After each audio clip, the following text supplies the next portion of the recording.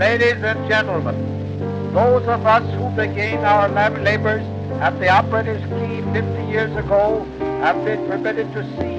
and assist in the whole modern industrial development of electricity.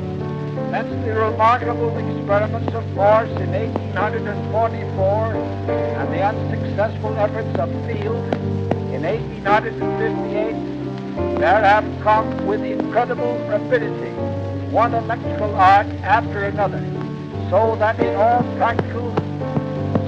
practically every respect civilization has been revolutionized.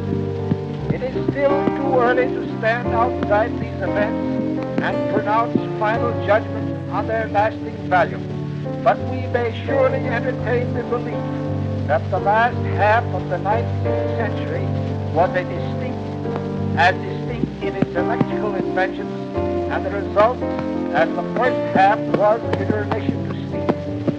The lesson of the Jubilee of the Atlantic Cable of 1858 is one of encouragement to all who would add to the resources of our race and